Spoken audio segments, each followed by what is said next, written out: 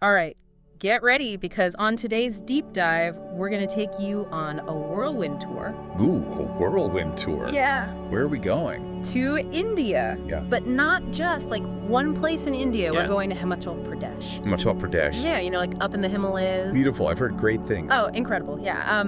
But we're not just going for the mountains. It's not just a travel deep dive. So what are we diving into? We're exploring 3 festivals. 3? Wow. Yeah. Okay, I'm intrigued.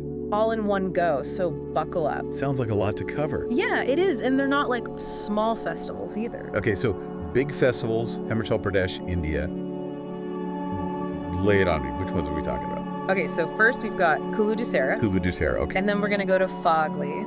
Fagli, all right. Yeah, and that's in Lahaul-Spiti. Oh, wow. Yeah, very different vibe up there. Totally. Already picturing it. Yeah, and then the last one is Losar, which is the Tibetan New Year. Ah, so we're getting a mix of cultural influences here. Exactly. This is going to be fascinating. So what's fascinating about Himachal Pradesh is that you get this blend of like the ancient and the modern. Right, and all these different cultural influences. Exactly, like woven together. Yeah, it's a place where tradition meets, contemporary life, and it creates this really unique fusion. Yes, and you see that so clearly in the festivals. I bet. Okay, so Kullu Dussehra. All right, let's start there. Now, when you think of Dussehra, Okay. most people think of like the Ramayana. Yeah, the epic tale of Lord Rama. Exactly, like good versus evil, all of that. His victory over Ravana. Yes, Yeah. but Kullu Dussehra is different. Oh, how? It's got a whole other story. Okay, I'm all ears. So the story revolves around this king, King Jagat Singh. Okay, a king. I like where this is going. Yeah, and his quest for this like powerful idol of Lord Raghunath. Lord Raghunath. Okay, I'm not familiar. So Lord Raghunath is a form of Vishnu. And the king was like super devoted to him. So we've got a devoted king, a powerful idol, a quest. This sounds epic. It is totally epic. I'm picturing like grand journeys, maybe a little palace intrigue. Right, like it's not just, a simple story. All right, so tell me what happened. Okay, so the legend goes that King Jagat Singh heard about this amazing idol. Okay. Right, and he was like, I need to bring this to Kullu. He wanted it for his kingdom. Yeah, he was determined. I can imagine. So he sends his men on this mission. To retrieve the idol. Yeah, but it wasn't easy. What kind of challenges did they face? I mean, they face accusations of theft, Oh, wow. opposition, like obstacles at every turn. Sounds like a real adventure. It was, like they really had to fight for it. And did they manage to bring the idol back? They did. They eventually brought it back to Kullu. Okay. And the king was obviously like overjoyed. I bet after all that effort. So he declares Lord Raghunath the ruling deity of the kingdom. Wow, so he basically shifted the focus of Dussehra. Yes. From Rama to Raghunath.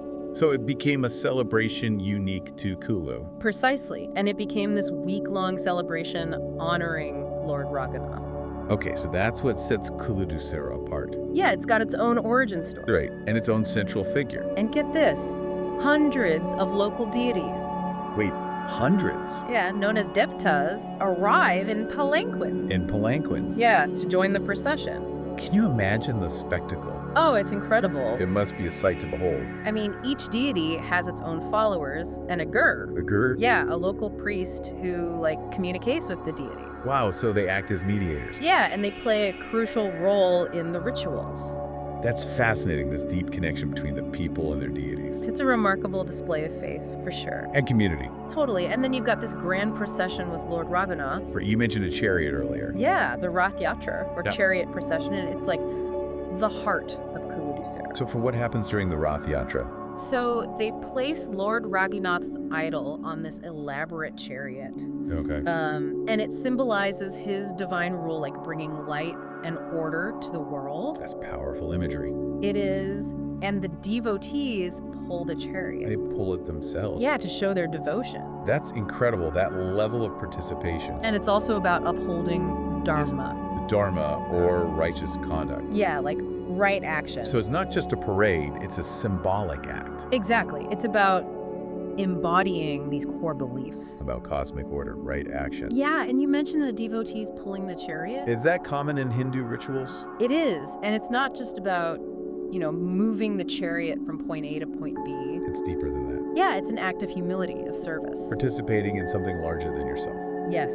And imagine the energy. The energy of the crowd. Yeah, the chanting, the music, the visual spectacle. It must be a powerful collective experience. Oh, absolutely. And then on top of that, you've got the cultural showcases. Right, I read about the folk dances and food stalls. Yeah. It's a feast for the senses, for sure. I get it. Like, you've got the vibrant costumes, Okay. the rhythmic drumming, The music. the aroma of local delicacies. Like what? Like sidhu. Sidhu, what's that? It's the steamed bread, really soft and pillowy. Steamed bread? Sounds interesting. Oh, it's delicious. Okay, you're making me hungry. Imagine biting into a warm sidhu, All right, I'm there. filled with a sweet or savory filling. Like, it's just incredible. It's a real taste of Himachal Pradesh. It is, for sure. So we've got the sights, the sounds, the tastes. Yeah, it's like total cultural immersion. On a grand scale. Absolutely, but who gets to experience this? Yeah, is it mostly locals, or do people come from other parts of India or even the world? It's a mix, actually. Really? It's deeply rooted in local tradition, but Kullu Dussehra has become internationally known. Wow, so people come from all over. Yeah, they come to experience this unique blend of spirituality, culture, and the natural beauty. It's like a cultural exchange. Ex- Bringing the world to Himachal Pradesh. And showcasing the region's heritage globally. That's fantastic. And of course, that has a big impact on the local economy, too. Of course, yeah, the influx of tourists must be huge. It brings in revenue, supports local businesses, artisans, vendors. So it's win-win. Yeah, Kullu Dussehra becomes a platform for showcasing traditional crafts. Like what kind of crafts? Textiles, wood carvings, all sorts of things. That's wonderful, preserving those traditions and boosting the local economy.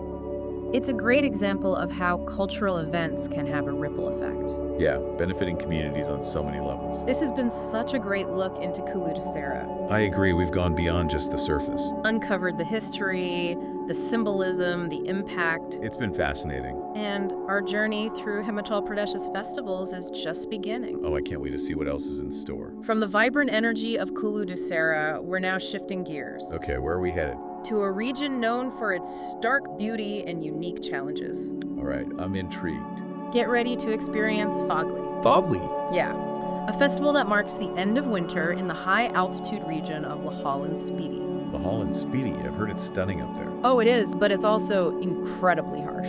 So how does a festival fit into that kind of environment? Yeah, that's what we're gonna find out. Lead the way. Ah. So Fagli, end of winter in Lahaul-Spiti. Yeah, and Lahaul-Spiti is such a unique region. Definitely. You know, like isolated, harsh winters, breathtaking landscapes. It's a place where life is really shaped by nature. Oh, absolutely. And the festivals there, they take on a whole other meaning. Right, they're not just celebrations, they're markers of time. Of survival, of resilience. Exactly, and that brings us to Fagli. Okay, so tell us, how does Fagli bring life back to this, like, frozen land? Well, imagine this, right? Okay. Months of snow, villages cut off. Like, completely isolated. Yeah, and then, as the days get longer, the first signs of spring. That must be such a welcome sight. It is, and that's when they light the ceremonial oil lamps. Ooh, I love that imagery. It's powerful, right? Yeah, like light over darkness. The promise of warmth, renewal. Oh, for sure. Exactly. And then there's the devil dance. Ah, yes, the devil dance. This sounds both intriguing and a little intimidating. It's definitely a highlight of Fagli. So what's it all about? It's not about worshiping evil, but more about confronting those fears. Okay. The dancers wear these elaborate masks. I was reading about the masks, like they sound intense. Oh yeah, they depict deities, demons, all with these exaggerated features. Horns, fangs, The works. like giving a face to those unseen forces. Yeah, those anxieties, especially in a place like Lahaul-Spiti. Where nature can be both beautiful and, well, unforgiving. Absolutely, it's like saying, we see you, but you don't control us.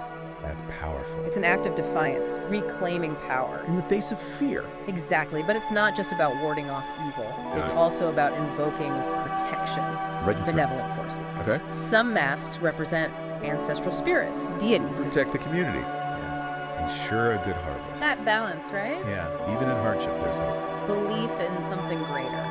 Always. Now, I was curious about the devil dance. Yeah. Does it, like, vary across different villages? You know, that's what's so cool about Fagli. Oh, The core elements are the same, but each village adds its own spin.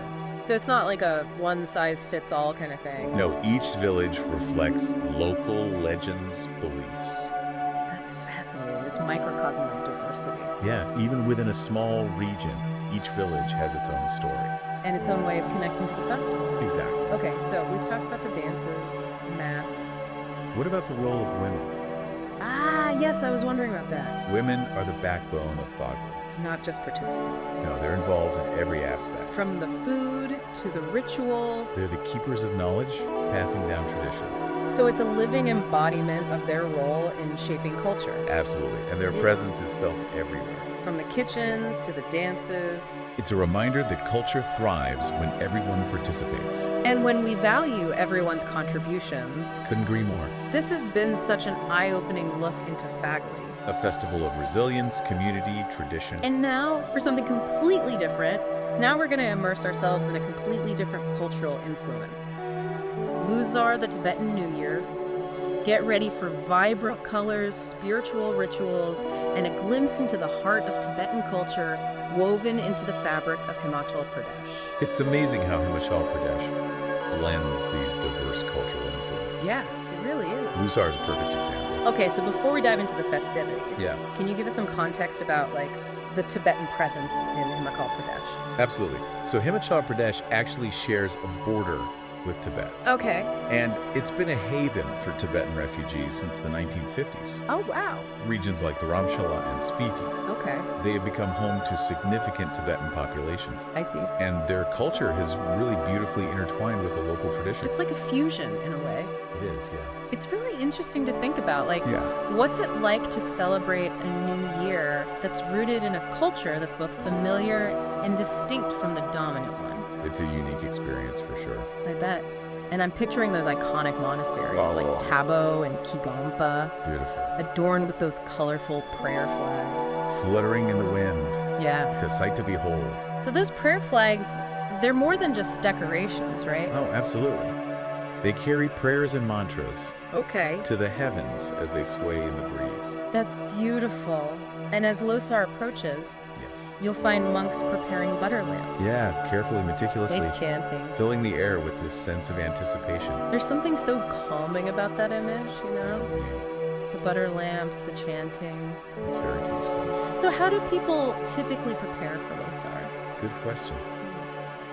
It involves both physical and spiritual cleansing. Okay. It's like hitting the reset button. For the new year. Exactly. People clean their homes, monasteries To remove any negativity. from the past year. Yeah. And then they adorn the altars. With offerings. Like what kind of offerings? Barley, wheat, butter, traditional sweets, Symbolizing? abundance, prosperity for the year ahead. I see. So it's like creating a fresh start, In every sense. both physically and mentally. Exactly. Okay, and then of course the celebrations.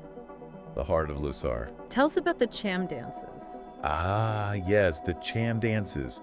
They are mesmerizing. They sound incredible. Performed by monks wearing elaborate masks and costumes. Okay. They represent this clash of cosmic forces.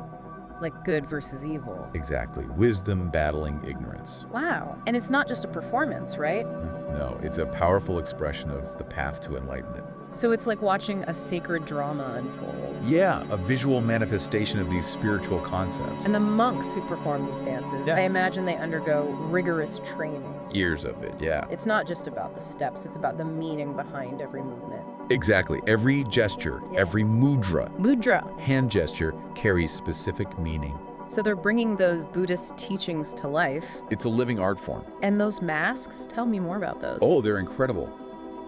You have the fearsome masks. Okay. They're not meant to frighten, but to remind us of those negative forces Within ourselves. and in the world, yes. And then you have the benevolent masks. Radiating compassion, wisdom, enlightenment. Qualities we all strive for. Exactly. It's like this visual representation of that inner struggle. That push and pull between light and darkness. And the Cham dances, they offer a way to transform that struggle. Into something beautiful. And meaningful, yeah. Okay, so we've talked about the dances, the spiritual aspects. What about the food?